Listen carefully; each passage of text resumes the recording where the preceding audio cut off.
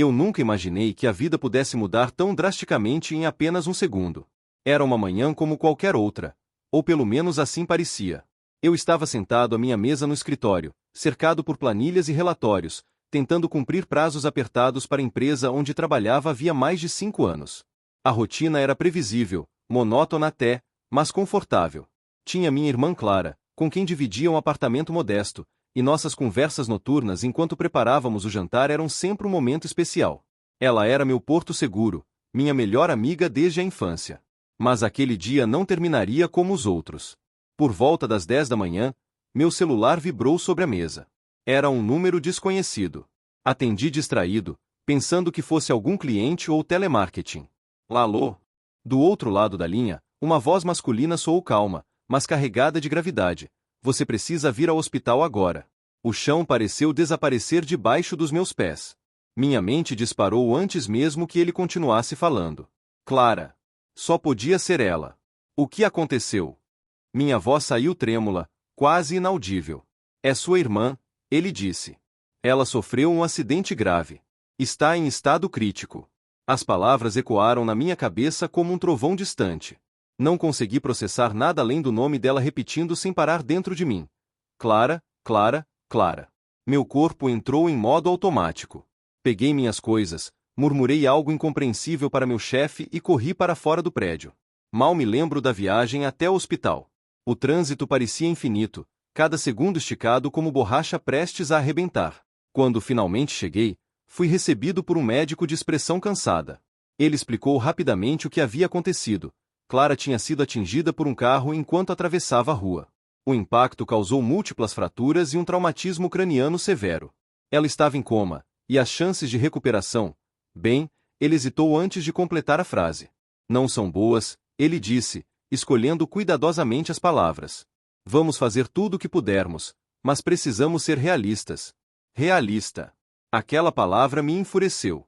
Como alguém pode ser realista quando a pessoa mais importante da sua vida está lutando entre a vida e a morte? Os dias seguintes foram um borrão de angústia e desespero. Fiquei ao lado dela no hospital, segurando sua mão inerte, implorando silenciosamente para que ela abrisse os olhos. Mas nada aconteceu.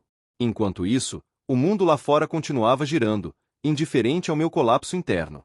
Recebi ligações do meu chefe perguntando quando eu voltaria ao trabalho. Depois de uma semana, ele foi direto. Se você não retornar logo, vamos ter que contratar outra pessoa. Perdi meu emprego. Simples assim. E, como se isso já não fosse suficiente, as contas médicas começaram a se acumular. O hospital enviou avisos educados no início, mas logo suas mensagens se tornaram urgentes. Sem pagamento, não podemos continuar o tratamento. Foi então que comecei a perceber o peso esmagador da solidão. Meus amigos, que inicialmente prometeram apoio, começaram a se afastar. Talvez porque não soubessem o que dizer, ou talvez porque simplesmente não suportassem ver alguém mergulhado em tanta dor. As visitas diminuíram, as mensagens cessaram. Até minha família distante parecia evitar o assunto, oferecendo apenas palavras vagas de encorajamento. Um dia, após receber outro aviso do hospital, sentei-me no banco de uma praça próxima, tentando organizar meus pensamentos. Um homem idoso sentou-se ao meu lado, observando-me com curiosidade. Problemas? Ele perguntou, simpático. Eu ri amargamente. Você não faz ideia. Ele escutou pacientemente enquanto eu desabafava, falando sobre Clara, o acidente, o hospital, as contas. Quando terminei, ele balançou a cabeça lentamente e disse: às vezes, quando todos dizem não, é porque estão esperando que você diga sim primeiro. Aquelas palavras ficaram martelando na minha cabeça durante dias. Todos ao meu redor pareciam estar me dizendo que não havia esperança, que eu deveria aceitar a derrota. Mas algo dentro de mim, algo profundo, quase primal, se recusava a desistir. E foi nesse momento que decidi. Contra todas as probabilidades, eu encontraria uma maneira de salvar Clara. Não importava o custo. Não importava o que dissessem. Meu coração ainda batia forte, e ele estava determinado a lutar. Depois de ouvir aquelas palavras do homem na praça, às vezes, quando todos dizem não, é porque estão esperando que você diga sim primeiro. Algo dentro de mim se acendeu. Era como se ele tivesse me dado permissão para acreditar novamente. Para lutar contra o impossível. Mas lutar como? Eu não tinha dinheiro, recursos, nem conhecimento médico. Tudo o que eu tinha era uma determinação desesperada e um coração que ainda insistia em bater. Comecei minha busca no único lugar onde sabia que poderia encontrar alguma coisa: a internet. Durante as longas noites ao lado da cama de Clara no hospital, comecei a pesquisar tudo o que podia sobre coma, traumatismo craniano e tratamentos experimentais. No início, encontrei apenas artigos médicos complicados e estudos inconclusivos. Mas, em uma madrugada especialmente escura, tropecei em algo diferente. Um fórum de discussões sobre medicina alternativa mencionava uma antiga lenda médica. Falavam de um experimento secreto realizado décadas atrás por um neurocientista chamado Dr. Arthur Langdon. Dizia-se que ele havia desenvolvido uma técnica revolucionária capaz de reverter danos cerebrais graves, mas que os registros do projeto foram apagados e ninguém nunca soube o que realmente aconteceu com ele. Parecia absurdo. Uma história inventada, talvez. Mas algo naquilo me prendeu. Talvez fosse a forma como o texto falava sobre reprogramar a mente ou despertar almas adormecidas. Parecia místico, quase poético. E, naquele momento, qualquer faísca de esperança valia a pena ser investigada. Decidi ir mais fundo. Entrei em contato com especialistas, cientistas e até mesmo ex-funcionários de laboratórios abandonados. Muitos riram na minha cara, dizendo que eu estava perseguindo fantasmas. Outros sequer responderam. Mas houve um nome que apareceu repetidamente em minhas buscas: Dr. Elias Mendes, um neurocientista reformado que supostamente trabalhou com Langdon nos anos 80. Ele agora vivia em uma pequena cidade no interior, afastado do mundo acadêmico. Sem nada a perder, comprei uma passagem de ônibus para lá. Foi uma viagem longa e desconfortável, cheia de estradas de terra e paisagens monótonas. Quando finalmente cheguei à cidade, percebi que ela parecia congelada no tempo. As ruas eram estreitas e desertas, e as poucas pessoas que passeavam pelas calçadas olhavam para mim com curiosidade, como se estranhos fossem raros por ali. Encontrei a casa do Dr. Elias sem muita dificuldade. Era uma construção simples, com paredes descascadas e um jardim mal cuidado. Bati à porta hesitante, sem saber o que esperar. Quando ele abriu, fiquei surpreso. Apesar de sua idade avançada, seus olhos eram penetrantes, como se pudessem ver através de mim. Você deve ser o irmão da garota, ele disse antes mesmo que eu pudesse me apresentar. Sua voz era rouca, mas carregava uma autoridade inegável. Como sabe disso? Eu já esperei alguém como você aparecer há muito tempo, ele respondeu, dando um meio sorriso. Entre. Dentro da casa, o ar cheirava livros velhos e café frio. Prateleiras lotadas de volumes empoeirados cobriam as paredes. O Dr. Elias me conduziu até uma sala modesta e me ofereceu uma cadeira. Ele me estudou por alguns segundos antes de começar a falar. Langdon era um gênio, mas também um visionário perigoso, ele disse, cruzando as mãos sobre a mesa. Ele acreditava que o cérebro humano não era apenas uma máquina biológica, mas uma espécie de portal para algo maior. Algo que ele chamava de memória universal. Ele desenvolveu uma técnica experimental para acessar essas memórias profundas e usá-las para reparar danos neurológicos. E funcionou? Perguntei, tentando manter a emoção sob controle. Funcionou, até certo ponto, Elias respondeu, hesitante. Mas havia riscos enormes. Algumas pessoas nunca voltaram do estado induzido pela técnica. Outras, bem, elas mudaram. Não eram mais as mesmas. Senti um arrepio percorrer minha espinha. Onde posso encontrar mais informações sobre isso? Elias suspirou profundamente. O projeto foi abandonado. Langdon desapareceu pouco depois, e tudo o que restou foram rumores. Há quem diga que ele deixou pistas em um laboratório secreto, em algum lugar nas montanhas. Mas ninguém jamais encontrou esse lugar. Então é só uma lenda? Perguntei, sentindo meu coração afundar. Talvez, ele disse, levantando-se lentamente. Mas se você está disposto a arriscar tudo por sua irmã, então talvez seja a hora de seguir esses rumores. Aqui. Ele pegou um caderno antigo e rabiscou algumas coordenadas geográficas. Isso é tudo o que sei. Boa sorte, rapaz. Você vai precisar. Saí da casa do Dr. Elias com o caderno nas mãos e uma mistura de medo e esperança no peito. Sabia que estava prestes a embarcar em algo completamente insensato. Mas, ao mesmo tempo, sentia que cada passo que dava me aproximava de Clara. No caminho de volta para a rodoviária, fiz uma promessa silenciosa a mim mesmo. Eu encontraria aquele laboratório. Não importava o que custasse. Porque, contra todas as probabilidades, meu coração ainda acreditava que havia uma saída. Preparando o terreno para os próximos capítulos, enquanto a busca por resposta se torna cada vez mais pessoal e intensa. As coordenadas rabiscadas no caderno do Dr. Elias eram a única pista que eu tinha. Era como segurar um fio solto de uma teia invisível, esperando que ele me levasse ao centro de algo maior. Mas, ao mesmo tempo, eu sabia que estava entrando em território desconhecido, talvez até perigoso. Não havia garantias de que aquele laboratório secreto ainda existisse, ou que fosse seguro. Ainda assim, não havia outra escolha. Clara dependia disso. A viagem até as montanhas foi longa e exaustiva. Peguei um ônibus até a cidade mais próxima e depois aluguei uma velha caminhonete enferrujada para continuar o trajeto. As estradas se tornaram cada vez mais estreitas e irregulares, cercadas por densas florestas que pareciam engolir a luz do sol. O ar era frio e úmido, e o silêncio da natureza era quase opressor. Cada curva que eu fazia parecia me afastar mais do mundo real e me aproximar de algo diferente. Finalmente, cheguei ao local indicado pelas coordenadas. Era uma clareira isolada, cercada por árvores altas e imponentes. No centro, havia os restos de um prédio abandonado.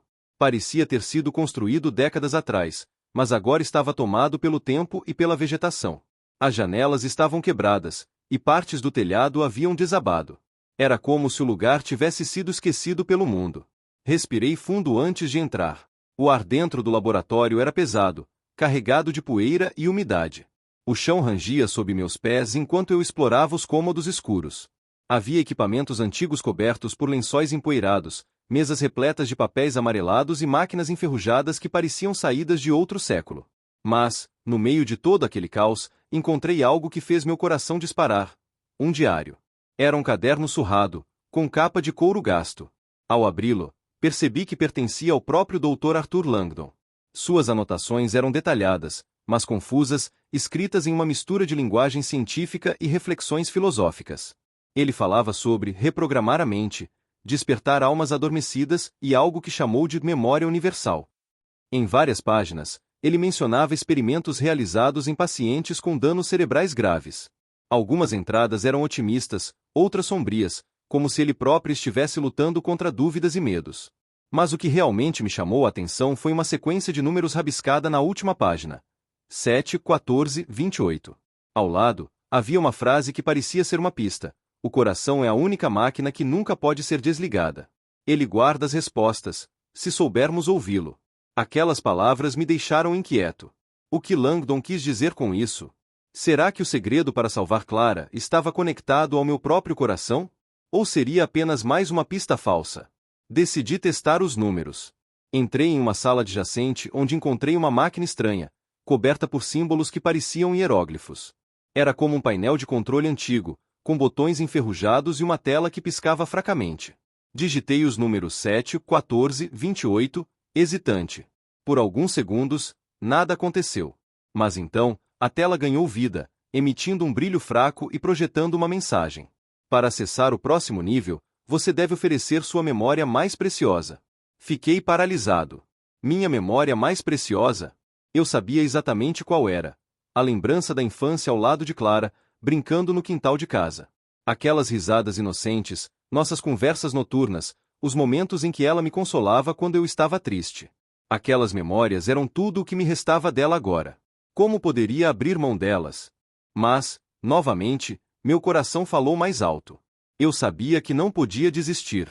Se aquela era a única maneira de avançar, eu teria que pagar o preço. Pressionei o botão central da máquina, sentindo um aperto no peito. Instantaneamente, uma dor aguda atravessou minha cabeça, como se algo estivesse sendo arrancado de mim. Caí de joelhos, ofegante, enquanto flashes de memórias começavam a desaparecer da minha mente. As imagens de Clara criança, nossos jogos no quintal, as risadas, tudo sumiu, como se nunca tivesse existido. Quando finalmente consegui me levantar, percebi que a máquina havia liberado novas informações, um conjunto de coordenadas geográficas que levavam a outro local. Desta vez, apontavam para uma caverna isolada nas montanhas. Com o coração pesado e a mente confusa, retomei a caminhonete e segui em direção à nova pista. A estrada até a caverna era ainda mais difícil, praticamente intransitável. Quando finalmente cheguei, o lugar parecia saído de um conto de fadas sombrio. A entrada da caverna era escura e intimidadora, mas algo lá dentro parecia pulsar com uma energia estranha. Adentrei cautelosamente, guiado apenas pela luz fraca de uma lanterna. O ar estava gelado, e o som dos meus passos ecoava nas paredes rochosas. Após alguns minutos de caminhada, encontrei algo que me deixou sem fôlego, uma cápsula tecnológica intacta, coberta por símbolos estranhos que pareciam brilhar suavemente no escuro. Era como se o objeto estivesse vivo, vibrando com uma energia própria. Mas havia um aviso gravado na lateral da cápsula, em letras que pareciam mudar conforme eu as observava. Aquele que usar isto deve estar preparado para enfrentar suas próprias sombras. Aquelas palavras me deixaram paralisado. O que significava enfrentar suas próprias sombras? Estava prestes a descobrir algo sobre mim mesmo? Ou aquilo era apenas mais um teste para provar minha determinação? Sentei-me ali por um momento, tentando organizar meus pensamentos. Sabia que estava prestes a cruzar um limite irreversível.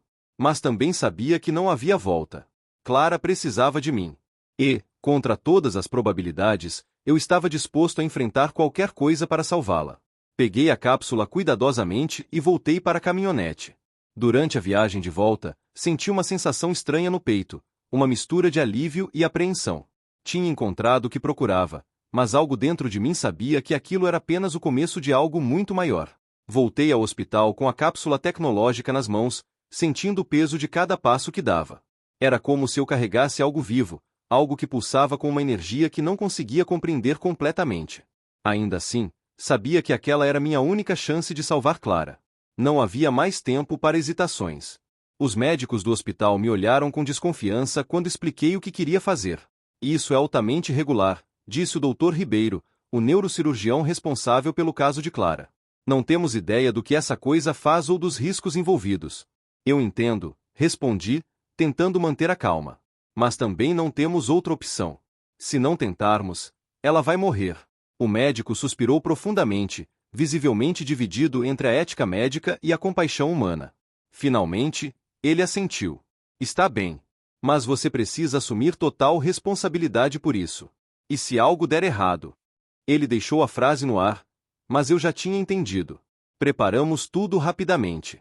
Coloquei a cápsula ao redor do corpo frágil de Clara, seguindo as instruções encontradas nos diários de Langdon. Os símbolos na superfície começaram a brilhar suavemente, emitindo um zumbido baixo que ecoava pela sala. Ativei o dispositivo, digitando novamente os números 7, 14 e 28 em um painel lateral. Por alguns segundos, nada aconteceu. Então, algo extraordinário ocorreu. Um brilho intenso emanou da cápsula, envolvendo Clara em uma luz quase etérea.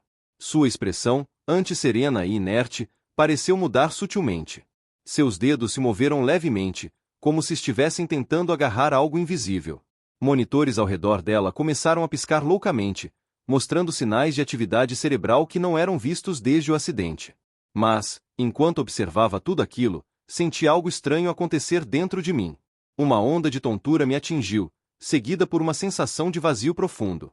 Era como se partes da minha própria mente estivessem sendo arrancadas. Flashbacks das memórias que eu havia sacrificado anteriormente voltaram à tona, mas agora pareciam distorcidos, fragmentados. Eu via imagens de Clara criança, mas elas estavam borradas, irreconhecíveis. Minha conexão com aqueles momentos preciosos estava desaparecendo completamente. Caí de joelhos ao lado da cama, ofegante, enquanto lágrimas escorriam pelo meu rosto. Era como se eu estivesse pagando um preço invisível, um tributo emocional que eu não sabia que seria tão alto. Mas, mesmo assim, não me arrependi. Horas depois, algo ainda mais surpreendente aconteceu. Clara abriu os olhos. Lentamente, piscando contra a luz forte do quarto, ela olhou ao redor, confusa. Quando seus olhos encontraram os meus, ela sorriu fracamente. Você está aqui, ela murmurou, sua voz rouca, mas cheia de vida. Chorei como nunca havia chorado antes. Abraçamo-nos por longos minutos, incapazes de dizer qualquer coisa além de "eu te amo". Ela estava viva. Fraca, exausta, mas viva. No entanto, algo mudou em mim durante aquele processo. Embora Clara estivesse salva, senti que parte de mim ficará para trás. As memórias que sacrifiquei continuavam perdidas, e às vezes, à noite, sonhava com sombras que pareciam querer me contar algo importante. Havia momentos em que eu me pegava olhando para Clara e sentindo uma estranha sensação de desconexão, como se eu tivesse perdido algo essencial sobre quem ela era, e quem eu era também. Os médicos ficaram perplexos com os resultados. Eles realizaram exames extensivos e concluíram que o cérebro de Clara havia se regenerado de maneira inexplicável. É como se tivéssemos presenciado um milagre, disse o Dr. Ribeiro, balançando a cabeça em descrença. Mas eu sabia que aquilo não era apenas um milagre. Era o resultado de uma escolha difícil, de um sacrifício pessoal que eu fizera sem hesitar. E, apesar de tudo, eu não trocaria aquele momento por nada no mundo.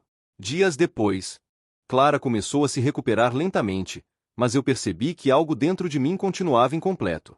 Durante as noites, eu sonhava com o laboratório abandonado, com os símbolos brilhantes da cápsula e com a frase que Langdon havia escrito: o coração é a única máquina que nunca pode ser desligada. Ele guarda as respostas, se soubermos ouvi-lo. Esses sonhos eram vívidos, quase reais. Em um deles, encontrei-me novamente na caverna onde havia encontrado a cápsula. Desta vez, porém, algo estava diferente. No centro da caverna, havia uma figura encapuzada, sentada em silêncio. Quando me aproximei, ela levantou a cabeça e revelou um rosto que me fez paralisar. Era eu mesmo.